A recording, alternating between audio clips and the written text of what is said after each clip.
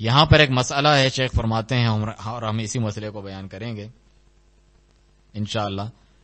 دیکھیں بڑے سے بڑا عالم بھی ہو، لوگ ہمیں علماء کا نام بتا کر پھر مروب کرنے کی کوشش کرتے ہیں، جیسے کوئی اندھے مقلد ہیں. ہمارا سلفی عالم ہی کیوں نہ ہو جس کا ہم نام لیتے ہیں، جس کے جو ہے ہم عقیدے بیان کرتے ہیں، اگر کوئی غلطی کوتاہی اس کی ہو یا اس کی عبارت سے کوئی غلط فہمی پیدا ہوتی ہو تو وہ اس کا رد کرتے ہیں، ان کا ادب احترام اپنی جگہ رکھتے ہوئے.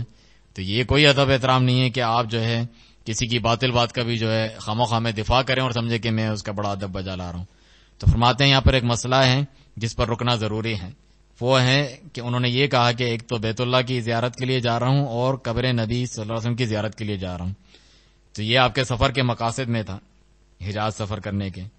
تو یہ ایسی بات ہے جس کو جو گمراہ لوگ ہیں، بدعتی لوگ، وہ ہاتھوں ہاتھ لیں گے اور فائدہ موقع غنیمت جانیں گے دلیل پکڑنے کا یا ہمیں جو ہے لتاڑنے کے لیے بتانے کے لیے. دیکھو یہ بھی تو یہ کہہ رہے ہیں، ہم بھی تو یہ کہتے ہیں، کیونکہ یہ آپ کو پتہ ہے جائز نہیں ہے.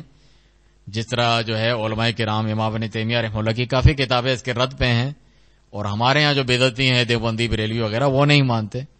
جو حسام الحرمین کتاب لکھی تھی احمد رضا خان بریلوی نے، جو سلطنت عثمانیہ وغیرہ جب وہاں پہ حرم میں تھی، ان کو یہ بھڑکایا تھا کہ جو یعنی دیوبندی بھی وہاں بھی لوگ ہیں، یہ ان چیزوں کو نہیں مانتے، نبی صلی اللہ علیہ وسلم کے گستاخ ہیں. اور ان میں سے یہ بھی ہے کہ قبر نبی کی زیارت کے لیے مخصوص سفر نہیں کیا جا سکتا، ابن تیمیہ کی پیروی کرتے ہیں.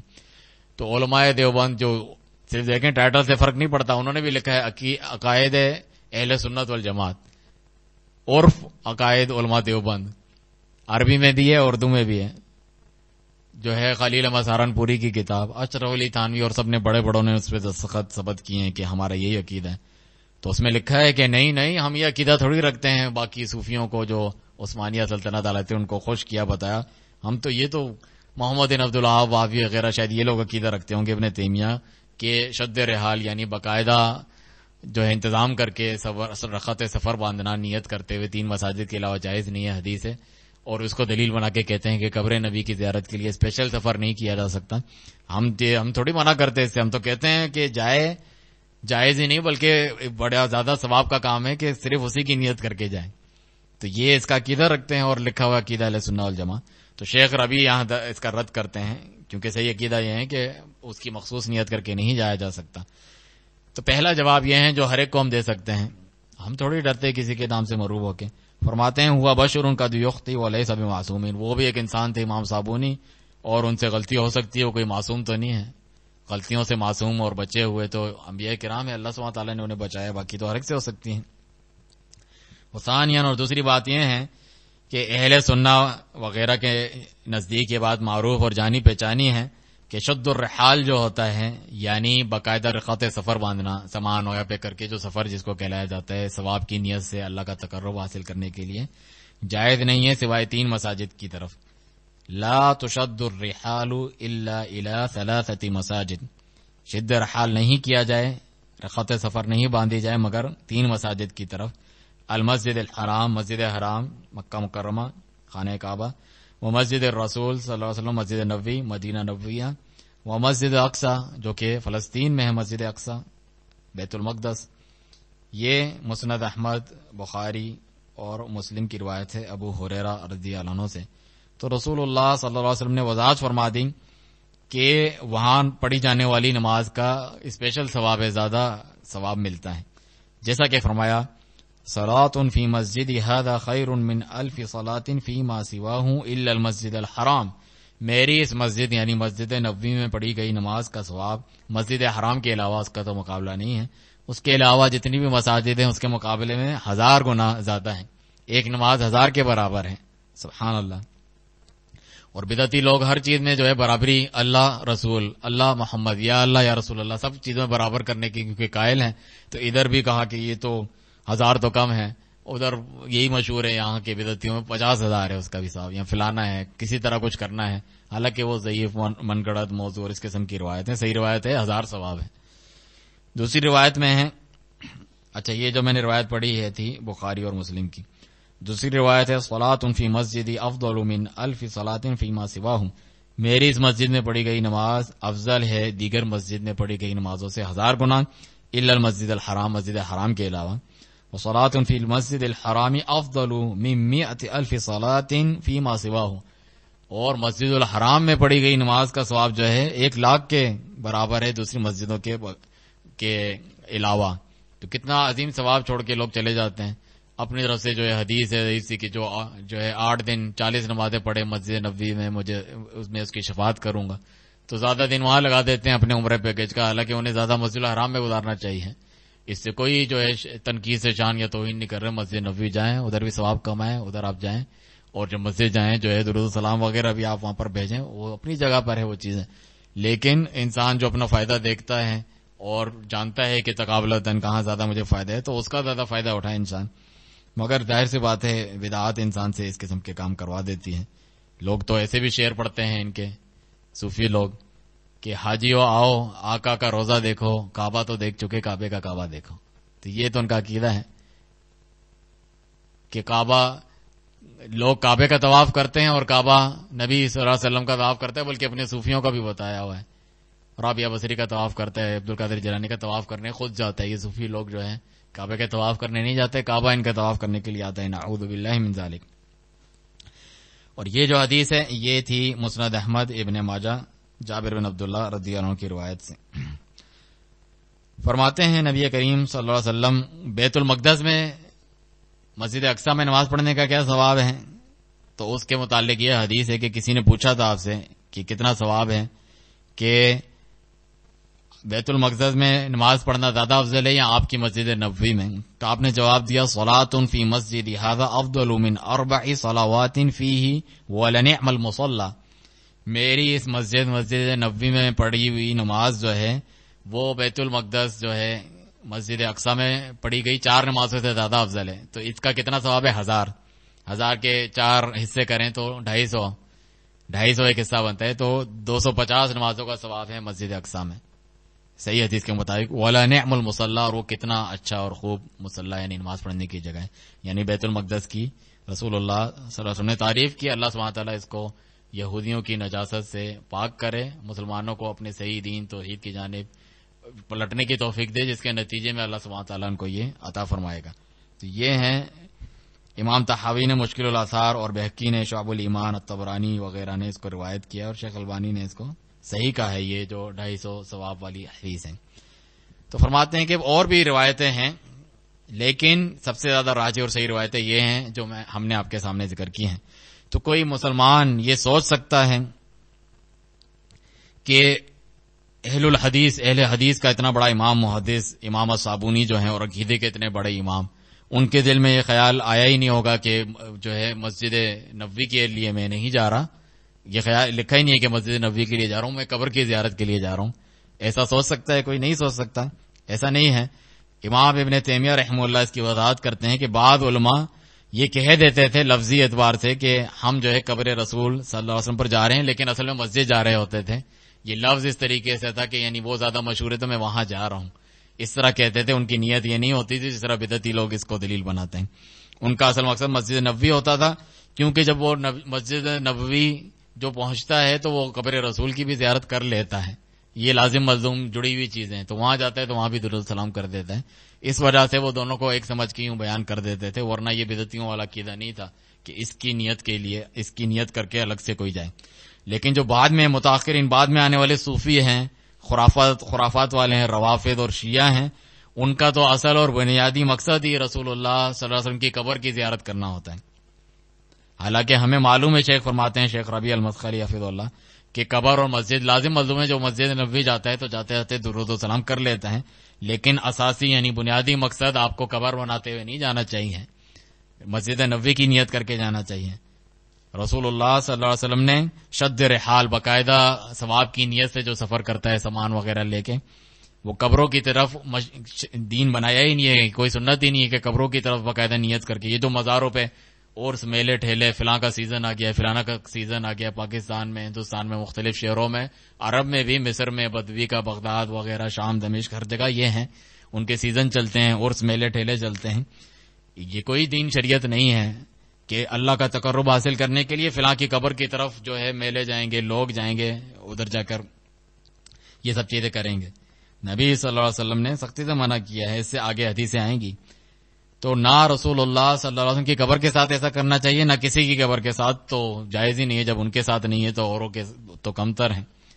بلکہ شد رحال یعنی سفر، باقاعدہ ثواب کی نیت والا سفر، سوائے 3 مساجد کے جائز نہیں جو ابھی ہم نے ذکر کیا. کون کون سی مساجد ہیں فروخ بھائی؟ 3 مساجد،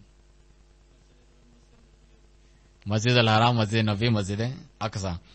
تو یہاں تو اس کے لیے انسان سفر کرتا ہے ثواب کی نیت سے، یہاں پھر اللہ کے راستے میں جہاد کرنے کے لیے، اعلاء کلمت اللہ کے لیے، اللہ کے کلمے کی سربلندی کے لیے، دوسرے مقاصد والا، فسادیوں والا جہاد نہیں جس کا ہم رد کرتے رہتے ہیں اور شیخ بھی رد کرتے رہتے ہیں. اس لیے اعلاء کلمت اللہ، اللہ کا کلمہ توحید سربلند ہو، شرک کا رد ہو، اس کو ذکر کیا ہے انہوں نے جہاد فی سبیل اللہ کے ساتھ. پھر کہتے ہیں قبروں کی زیارت کرنا کا مقصد کیا ہے؟ تاکہ آخرت یاد ہو. اس میں بدعتیوں کے لیے بڑا رد ہے، لوگ اس کو حدیث بیان کرتے ہیں. ایک بدعتی کوئی بریلی وغیرہ بحث کر رہا تھا کراچی میں، اس میں یہی حدیث ہے نا کہ کنت نہیتکم عن زیارت القبور فزوروها فانها تذکرکم الاخرہ.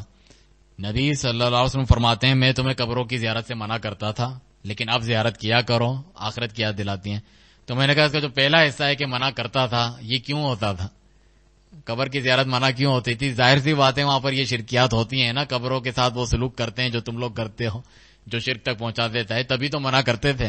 اب صحابہ جو ہے صحیح مومن توحید والے فلانا ہو گئے ہیں، شرک کو جان لیا ہے انہوں نے، قبروں کو تو خود توڑتے ہیں، علی رضی اللہ کو بھیجا کہ قبروں کو توڑ دو. اب وہ ایسے ہو گئے صحابہ، تو پھر اجازت دی کہ آخرت کی یاد آتی ہے تو تم جاؤ. تو یہ تو دلیل تمہارے خلاف ہے. وہ کہتے ہیں فزوروا، دیکھو زیارت کرو قبروں کی کہا ہوا ہے. تو پہلے منع کرتے تھے ان حرکتوں کی وجہ سے جو تم ابھی بھی کرتے ہو جا کر، اسی وجہ سے تو منع کرتے تھے. چنانچہ آگے یہ حدیث ذکر ہوگی. تو فرماتے ہیں کوئی بھی قبر آپ کے پاس ہو، کوئی بھی مقبرہ ہو، آپ ادھر جا کر زیارت کریں تو آخرت کی یاد آ جائے گی. ضروری نہیں ہے کسی اسپیشل بندے پیر فقیر گولڑا شریف جا کر ہی آپ کو آخرت کی یاد آئے گی. ادھر کہاں آخرت کی یاد آتی ہے؟ میلے ٹھیلے مزے ہیں، بدکاری کے بازار گرم ہیں وغیرہ، گانا ناچنا، قوالیاں دھمال وغیرہ، بال کھول کے عورتیں ناچ رہی ہوتی ہیں، چرسی موالی اور شراب کی جام وغیرہ ساری چیزیں چلتی ہیں. آخرت کہاں یاد آتی ہیں؟ دنیا میں عیش عشرت اور یہ چیزیں یاد آتی ہیں لوگوں کو. اور لنگر بھی چل رہا ہے، بریانی چل رہی ہے، حلیم چل رہی ہے، حلوے مانڈے چل رہے ہیں، ساری چیزیں. یہ کہاں آخرت کی یاد دلانے والے ہیں؟ یہ تو اللہ سے غافل کرنے والے ہیں. اسی لیے رسول اللہ صلی اللہ علیہ وسلم نے اپنی امت کے لیے یہ سنت نہیں بنائی کہ وہ قبرستان کی جو ہے زیارت کے لیے باقاعدہ ثواب کی نیت سے الگ سے جائیں. اسپیشلی کسی بھی قبر سے گزریں آپ کو آخرت کی یاد آ جائے گی، یہ کافی ہے. کیونکہ اگر جائز ہوتا، مثال کے طور پہ شیخ فرماتے ہیں، تو اپنے والد جو ہے توحید والوں کے امام اللہ کے خلیل ابراہیم علیہ الصلوۃ والسلام، ان کے جو جد امجد والد ہیں نبی صلی اللہ علیہ وسلم کے، آپ ان کی قبر پہ جاتے، اللہ انہیں بتلا دیتا ان کی قبر کہاں پر ہے.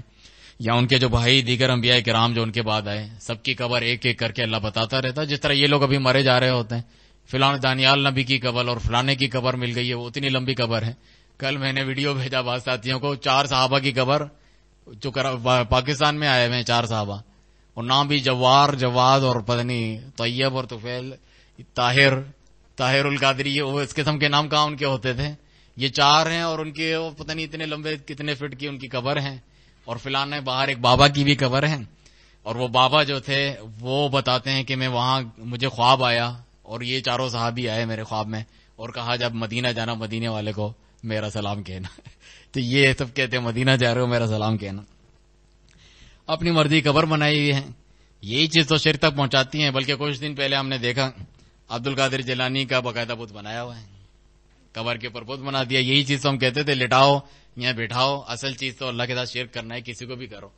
یہ تھوڑے ہندوؤں کے بت ہیں تو وہی شرک ہے اور وہ حرام ہے، اور ہماری قبر کے ساتھ ہم وہی کام کر رہے ہیں جو ہندوؤں والے کرتے ہیں. تو یہ قبر ہونے کی وجہ سے منع ہے. یا وہ جو ہے کچھ کافروں کو پکارتے ہیں، ہم کچھ مومنوں اور نبیوں کو پکارتے ہیں، تو یہ جائز ہے ہونا جائز نہیں ہے، ایسا نہیں ہے. شرک ہے. ولا تشرکوا بی شیئا کا مطلب ہی یہی ہے. اللہ نے جان بوجھ کے ایسے الفاظ استعمال کیے کہ کوئی ایکسیپشنل کیس نہیں ہے. شیئا کا مطلب یعنی کوئی بھی چیز اللہ کے شریک نہ کرو، چاہے وہ کوئی رسول ہو، کوئی نبی ہو، فرشتہ ہو، یا کوئی بت ہو، کوئی ہندوؤں کی چیز ہو، کوئی یہودیوں کی چیز ہو، کوئی بھی چیز اللہ کے شریک نہیں. اذان نہیں ہوئی کیا؟ اچھا ہاں پروگرام ہو رہا ہے اور یہاں ان کا رد ہو رہا ہے. ٹھیک ہے.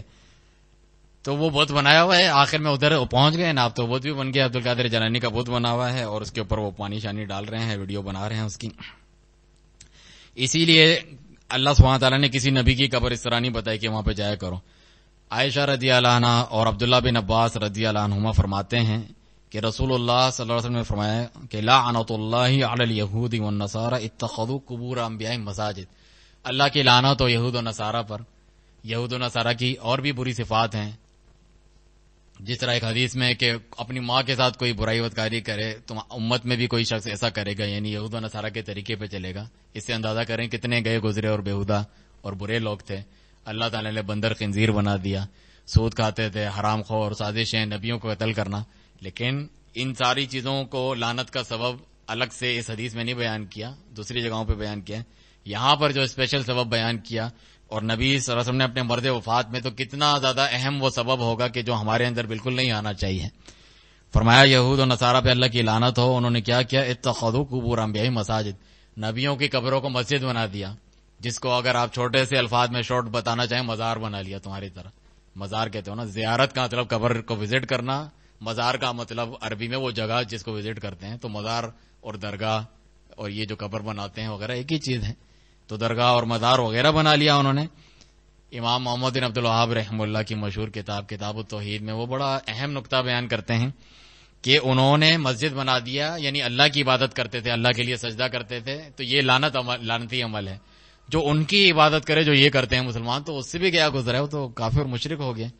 یہ تو اس سے بھی گئے گزرے ہیں. یہ لعنتی عمل ہے تو وہ تو ڈبل ٹرپل لعنتی عمل ہے.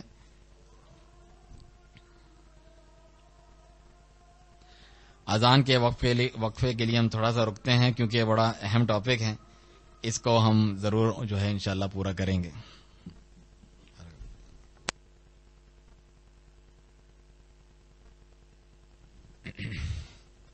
السلام علیکم ورحمۃ اللہ وبرکاتہ.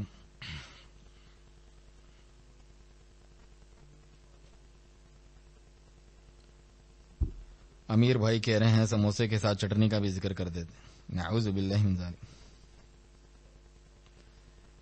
ہمارے نعیم بھائی اللہ تعالیٰ انہیں جزائے خیر دیں، ان کے کچھ ویسے جایا جو مفید ہے کہ شد الرحال پر شیخ حمود التویجری رحم اللہ کا اچھا رسالہ ہے، تو ساتھی اس سے مستفید ہو. امام ابن تیمیہ کے کافی ایسے رسالے ہیں جیسے الجواب الباہر وغیرہ. لوگوں کو تو نام بھی نہیں آتے. ایک نے کتاب اڑا کے باہر رکھ دی کہ جواب الباہر لکھا ہوا ہے نا، یعنی واضح ظاہر و باہر جو دلیل ہوتی ہے.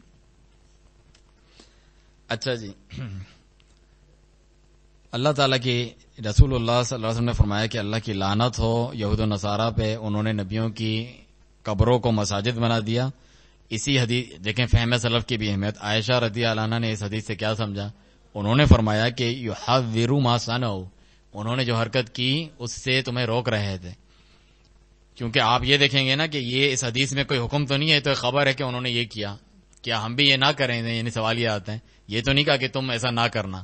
تو یہ جو خبر ہوتی ہے بسا اوقات کتاب سنت میں خبر با حکم امر کے ہوتی ہے، یعنی آپ یہ نہ کرو. ایک خبر ہوتی ہے ڈرانے کے لیے کہ تم ایسا نہ کرنا. جس طرح تفرقے والی جو حدیث ہے، یہود اتنے بن گئے نصارہ، آپ کہیں گے اس میں ہمیں منع تو نہیں کیا کہ نہیں کر، وہ خبر بتائی کہ تم یہ نہ کرنا. تو یہاں پر بتایا عائشہ رضی اللہ عنہ نے، یہ سلف کا فہم ہے کہ یحذروا ما صنعوا، وہ ڈرا رہے تھے کہ تم ان کے جیسی حرکت نہ کرنا. یہ صحیح بخاری اور مسلم کی حدیث ہے. تو عائشہ رضی اللہ عنہ اس حدیث کی راوی ہیں، اور وہ عبداللہ بن عباس رضی اللہ عنہما کے ساتھ شریک ہیں اس حدیث کی روایت کرنے میں. تو جب یہود نے جو کیا اس سے ڈرایا جا رہا ہے. کس طریقے سے انہوں نے کیا تھا؟ انہوں نے نبیوں کی قبروں کو مساجد بنا دیا تھا، مزار جس طرح کہا جاتا ہے. تو شد الرحال کرتے تھے وہ لوگ، یہی ثواب اور اجر کی نیت سے آج بھی کرتے ہیں. وہاں پر موجود ہے، آپ فلسطین والے علاقوں میں دیکھیں.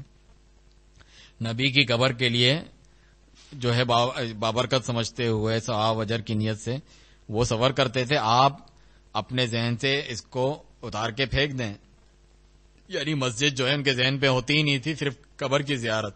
تو جو اپنے ذہن سے مسجد کو ہی اتار پھینکے، اس سے جو ہے قبر کی زیارت کے لیے جائے، وہ یہود کی مشابہت کرتا ہے. رسول اللہ صلی اللہ علیہ وسلم کا دوسرا فرمان، لا تجعلوا بیوتکم قبورا، اپنے گھروں کو قبرستان نہ بناؤ، یعنی نفل نماز وہاں پڑھا کرو. ولا تجعلوا قبر عیدا، میری قبر کو عید نہ بناؤ. عید کہتے ہیں ایسا تہوار جو بار بار لوٹ کر آئے، چاہے ہفتہ وار ہو، ماہانہ ہو، سالانہ ہو، کسی طریقے سے. جس طرح یہ عرس کہتے ہیں اور برسی کہتے ہیں جس کو لوگ، یا میلے ٹھیلے جو لگاتے ہیں، اسی کو عید کہتے ہیں. وصلوا علیہ، میرے اوپر درود سلام بھیجو. درود سلام میرے پاس آ کر بھیجنے کے ساتھ تو کوئی مشروط نہیں ہے. فرمایا فإن صلاتکم تبلغنی حیث کنتم، تمہارا درود سلام مجھ تک پہنچا دیا جائے گا، پہنچ جاتا ہے جہاں کہیں بھی تم ہو. یہ مسند احمد ابو داؤد کی روایت ہے ابو ہریرہ رضی اللہ عنہ سے، اور شیخ البانی نے اس کو صحیح کہا ہے. تو جو اہل ضلال ہیں، گمراہ لوگ ہیں، وہ قبروں سے جڑے رہتے ہیں اور وہ کہتے ہیں کہ یہ شرعی طور پہ صحیح ہے کہ ہم جو ہے رخت سفر باندھیں، شد الرحال کریں، اور پھر وہ مسجدیں بناتے ہیں قبروں پہ، مشاہد یعنی مزار اور درگاہیں بناتے ہیں، اور خود بھی گمراہ ہوتے ہیں، بہت سی خلق کثیر کو بھی وہ گمراہ کرتے ہیں اور صحیح راہ سے ہٹ جاتے ہیں. اللہ تعالیٰ کی پناہ. اور وہ یہود و نصارہ کی اس عمل میں مشابہت کرتے ہیں، بلکہ بہت سارے جو خرافت پسند لوگ ہیں وہ قبروں سے یہود و نصارہ سے بھی بڑھ کر چمٹے ہوئے ہوتے ہیں، اور نہایت افسوس کی بات ہے. اور واللہ انہوں نے اسلام کے چہرے کو بگاڑ کے رکھ دیا ہے، اسلام کے خلاف اسلام کے یہ بہت بڑے مجرم ہیں. شیخ ربیع نے ہی اپنے ایک سفر میں جب انڈیا گئے تھے بتایا کہ ایک طرف ہی مجھے باقاعدہ نظر آ رہے تھے کہ ہندوؤں کا ایک مندر ہے، ایک طرف مسلمانوں کے کوئی درگاہ بھی ہے، ادھر بھی پھول بتیاں اگربتیاں ہیں، پھول ہیں، چڑھا رہے ہیں، دودھ بہا رہے ہیں، کوئی فرق ہی نہیں ہے ان دونوں میں، کوئی پتہ ہی نہیں چل رہا. ابھی بھی آپ دیکھیں کیا اداکار، کیا جو ہے کھلاڑی فلانا، یہ وہ اجمیر میں بھی جاتے ہیں چادر لیتے ہیں فلانا، ان کو فرق ہی نہیں ہے، دونوں کا ہی داتا ہے، دونوں کا ہی حاجت رہا مشکل کشا ہے، کسی کے بھی پاس جاؤ مختلف خدا انہوں نے بنا رکھے ہیں. تو یہ نہایت افسوس کہ اسلام کے یہ مجرم لوگ ہیں، چہرہ بگاڑ دیا ہے اسلام کو، جیسے کوئی وثنیت والا اور بت پرست دین بنا کر پیش کرتے ہیں، اور ان کے پاس جو ہے کوئی دلیل نہیں قرآن میں سے، سنت میں سے، جس پر کوئی اعتماد کر سکے. جو بھی وہ کرتے ہیں، وہ کیا کرتے ہیں؟ من گھڑت احادیث، خرافات، قصے، کہانیاں، خواب دیکھا، اور ان کی مختلف داستانیں جو یہ اپنے پیروں فقیروں کی سناتے ہیں، جو یہ گمراہ کرنے والے ائمہ اور ان کے علماء سو نے امت کو گمراہ کرنے کے لیے، ہلاکت میں ڈالنے کے لیے رواج دیوی ہوتی ہے لوگوں میں، اور امت کو جو ہے غصہ بنا دیا ہے. جس طرح حدیث میں چاروں طرف سے کافر ٹوٹ پڑیں گے، تو صحابہ یہی کہتے ہیں ہم نہیں ہوں گے تعداد میں اتنے زیادہ، مسلمان تو آگے شیخ ذکر کرتے ہیں کہ اتنی تعداد میں، لیکن وہ غصہ بن چکے ہیں، جو سیلابی ریلے میں گھاس پھوس آتا ہے جس کی کوئی حیثیت نہیں ہوتی، انہیں اللہ کا جو منہج حق ہے اس سے دور کر دیا ہے. تو شیخ فرماتے ہیں واللہ اللہ کی قسم یہ جو بلا اور مصیبتیں مسلمانوں پر مسلط ہے ہی ہے، دور ہی نہیں ہو رہی. مسلمان جو ہے ان کی تعداد آپ دیکھیں لاکھوں کروڑوں کیا اربوں میں ہے، لیکن یہ ضلالت ان کے اوپر جو ہے قائم ہے، مسلط ہے، ذلیل ہیں وہ سب کے نزدیک، اپنا سر تک نہیں اٹھا سکتے، غلامی کی زندگی بسر کر رہے ہیں. اور یہ کب تک دور نہیں ہوگی؟ حدیث میں حتی یرجعوا الی دینکم، اپنے دین یعنی کتاب و سنت کی طرف وہ نہیں لوٹتے. اپنے عقیدے میں بھی صرف ایک چیز میں نہیں، جس طرح ہمارے ہاں بہت ساری جماعتیں ہوتی ہیں اسلامی، جس سود کا خاتمہ کرو، فلانا کرو، اور مہنگائی ختم کرو، اور دو چار اور چیزیں اسلام کی چیزیں، ناموس رسالت اور جو ختم نبوت، یہی چیز لاتے ہیں. ہر چیز میں کہا اپنے عقائد میں، اپنے منہج میں دین کا فقہ اور فہم حاصل کریں، اس کے اوپر عمل کریں، جس طرح سلف صالحین نے کیا تھا، صحابہ کرام، تابعین اعظام، جنہوں نے رسول اللہ صلی اللہ علیہ وسلم سے تر و تازہ اسلام لیا تھا، جس کے اندر کوئی بگاڑ نہیں پیدا ہوا تھا. تو وہ قبروں سے تو نہیں جڑے تھے، اولیاء سے نہیں جڑے ہوئے تھے، ان کے دل و دماغ، ان کے بدن، نہ ہی نبیوں کی قبروں سے وہ جڑے ہوئے تھے، نہ نبی کریم صلی اللہ علیہ وسلم کی، نہ کسی اور نبی کی. ان میں سے کوئی مدینے سے باہر سے آتا، مسجد رسول صلی اللہ علیہ وسلم میں نماز پڑھتا، مسجد نبوی میں، اور پھر جو ہے درود و سلام آپ پر بھیجتا، اسی مسجد میں بھی وہیں بیٹھے بیٹھے بھیج دیتا، اپنے تشہد میں جو نماز میں پڑھتے ہیں ادھر بھیج دیتا درود و سلام، اپنے گھر میں بیٹھے بھیج دیتا، راہ پہ چلتے ہوئے بھیج دیتا. اسپیشلی ضروری نہیں ہے کہ قبر پہ آ کے وہ بھیجتا، لیکن قبروں سے یوں تعلق انہوں نے نہیں جوڑا تھا. خصوصاً عائشہ رضی اللہ عنہا جب موجود تھیں، ان کا حجرہ تھا، گھر ہے، وہاں پر کوئی غیر لوگ کیسے آ سکتے ہیں، یعنی اتنی زیادہ آمد و رفت کیسے کر سکتے ہیں. تو کوئی جو ہے رسول اللہ صلی اللہ علیہ وسلم کی زوجہ پر داخل نہیں ہوتا تھا، اور کسی صحابہ کے تعلق سے رضی اللہ عنہ ذکر نہیں کیا جاتا کہ جب وہ کوئی سفر سے آئیں تو رسول اللہ صلی اللہ علیہ وسلم کی قبر کے پاس جائیں، سوائے عبداللہ بن عمر رضی اللہ عنہما کے. بعض لوگ اس کو دلیل بناتے ہیں، ہو جاتے ہیں. شیخ بتاتے ہیں ان کا اپنا عمل تو دلیل نہیں ہے جب تک دلیل کی بنیاد پہ نہ ہو، جبکہ بڑے بڑے صحابہ بھی یہ نہیں کرتے تھے. بعض اعمال ہوتے ہیں انفرادی ہوتے ہیں، فرت محبت میں انسان کر رہا ہوتا ہے، لیکن وہ دلیل نہیں ہوتے دین سنت کی. تو فرماتے ہیں جب وہ سفر میں سے آتے، کسی سفر سے آتے، تو قبر نبی صلی اللہ علیہ وسلم پر جاتے اور درود و سلام بھیجتے، ان پر، ابو بکر پر، اور اپنے والد عمر بن خطاب رضی اللہ عنہ پر، اور چلے جاتے. جبکہ جو باقی صحابہ تھے وہ تو آتے بھی نہیں تھے اس طریقے سے. کوئی صحیح نص ثابت نہیں ہے ان کے تعلق سے. جو صحیح طور پر ایک نص ثابت ہے وہ مصنف عبدالرزاق میں ہے کہ معمر روایت کرتے ہیں ایوب سے، وہ نافع سے یعنی عبداللہ بن عمر کے بیٹے سے، وہ کہتے ہیں کان ابن عمر اذا قدم من سفر اتى قبر النبی صلی اللہ علیہ وسلم فقال السلام علیک یا رسول اللہ. عبداللہ بن عمر رضی اللہ عنہ جب سفر سے آتے ہیں تو نبی صلی اللہ علیہ وسلم کے قبر پہ جاتے ہیں اور کہتے ہیں آپ پر سلام ہو اے اللہ کے رسول، السلام علیک یا ابا بکر، ابو بکر آپ پہ سلام ہو، السلام علیک یا ابا، اے پیارے والد آپ پر جو ہے سلام ہو. اور عبداللہ بن عمر نے نافع سے اور انہوں نے ابن عمر سے یہ بات روایت کی، جیسا کہ معمر فرماتے ہیں کہ میں نے یہ بات ذکر کی عبید اللہ بن عمر سے، تو وہ کہتے ہیں خود یہ گواہی دیتے ہیں ما نعلم احدا من اصحاب النبی صلی اللہ علیہ وسلم فعل ذلك الا ابن عمر، کہ ہم نبی صلی اللہ علیہ وسلم کے صحابہ میں سے کسی کو نہیں جانتے کہ وہ ایسا کرتے ہوں سوائے ابن عمر کے. یہ مصنف عبدالرزاق کی روایت ہے. وہ کس چیز سے جڑے ہوتے تھے؟ اگر قبروں سے نہیں جڑے ہوتے تھے، قرآن سے، سنت سے، رسول اللہ صلی اللہ علیہ وسلم کی سیرت سے، جہاد سے، اللہ کے کلمے کو بلند کرنے والے جہاد سے، قبر رسول سے یا قبر ابو بکر، قبر عمر سے، یا ان کے علاوہ دیگر شہداء صحابہ کی قبر سے جو میدان جہاد میں قتال میں شہید ہوئے، ان کی قبروں سے نہیں جڑے ہوتے تھے. کون ان صحابہ کی قبروں کو آج جانتا ہے؟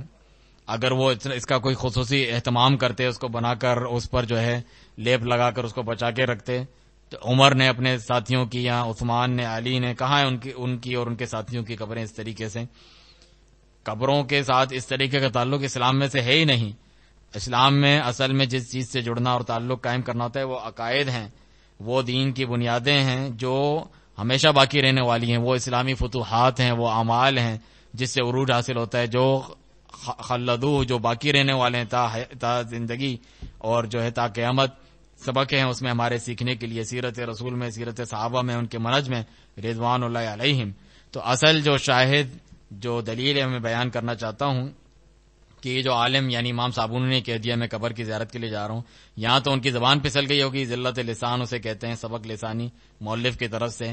ان کا یہ مقصد نہیں تھا اور یہ جائز بھی نہیں ہے کسی کے لیے، کیونکہ یہ جو شخص ہیں امام صابونی کوئی معصوم تو نہیں ہے غلطیوں سے، ہر ایک کا قول لیا بھی جا سکتا ہے، چھوڑا بھی جا سکتا ہے، چاہے وہ سلفی عالم ہی کیوں نہ ہو. لیکن ہمارا ان کے ساتھ حسن ظن ہے اور ہم ان کی کتابوں سے ان کا عقیدہ اور منہج جانتے ہیں، ان کا اور دیگر جو سلف کا اور ان کے جتنے بھائی تھے. ہم یہ یقین رکھتے ہیں کہ ممکن نہیں کہ ان کے دل میں رسول اللہ صلی اللہ علیہ وسلم کی مسجد کا خیال نہ ہو، قبر کا خیال ہو. ایسا نہیں ہے، لکھنے میں کچھ آگے پیچھے ہو جاتا ہے. اور جو رسول اللہ صلی اللہ علیہ وسلم کی جو ہے مسجد کی زیارت کرتا ہے تو وہ قبر پہ چلا ہی جاتا ہے، ذکر کر دیا کسی انسان نے، اور آپ پر درود و سلام اور آپ کے دونوں صحابہ ابو بکر عمر پر درود جو ہے سلامتی بھیجتا ہے، اور اہل بقیع کی قبر کی زیارت کرتا ہے. جو زیارتیں ثابت ہیں وہ یہ ہیں. لوگ تو غار حرا اور پتہ نہیں کہاں جاتے ہیں، وہ ثابت نہیں ہے. بقیع میں جاتا ہے، قباء مسجد جاتا ہے، شہداء احد پر جاتا ہے. رسول اللہ صلی اللہ علیہ وسلم یہ کرتے تھے، اس لیے وہ کرتے ہیں. تو ان کے اوپر شد رحال نہیں آتا کہ وہ باقاعدہ رخت سفر اس کے لیے وہ کرنے کے لیے آئے تھے. لیکن جو شد رحال ہے وہ مسجد قباء کے لیے نہیں ہو تو مسجد نبوی گئے اور پھر وہاں پر چلے گئے. سفر باقاعدہ جس طرح ایک شہر سے دوسرے شہر ثواب کی نیت سے لوگ جا رہے ہوتے ہیں، اسی طرح شہداء احد پر جاتا ہے. وہ اس طریقے سے نہیں ہے جس طرح عبد القادر جیلانی کی قبر پہ یا دوسروں کی قبروں اور میلوں پہ لوگ جاتے ہیں، یا ہمارے یہاں کلندر کے وہاں پر جاتے ہیں سیزن میں. تو یہ اللہ کے دین میں سے نہیں ہے، اللہ کی کتاب کی آیت میں نہیں ہے، رسول اللہ صلی اللہ علیہ وسلم کی سنت میں سے نہیں ہے، صحابہ کے عمل میں سے نہیں ہے. اور یہ جو وقفہ یعنی یہ جو میں نے ذکر کیا، شیخ ربیع فرماتے ہیں امام جو ہیں امام صابونی کے کلام پر بیان کرنا ضروری تھا، اس لیے میں نے آپ کے سامنے بیان کیا. اللہ سبحانہ تعالیٰ سے دعا ہے یہیں پر ہم اپنے درس کو جو ہے ختم کرتے ہیں انشاءاللہ. اور جو ہے اللہ سبحانہ تعالیٰ سے دعا ہے کہ ہر چیز میں ہمیں کتاب و سنت صحابہ کے طریقے پر چلنے کی توفیق دے اور ہر قسم کی گمراہی سے محفوظ رکھے. وسبحانک اللہم و بحمدک، اشہد ان لا الہ الا انت، استغفرک و اتوب الیک.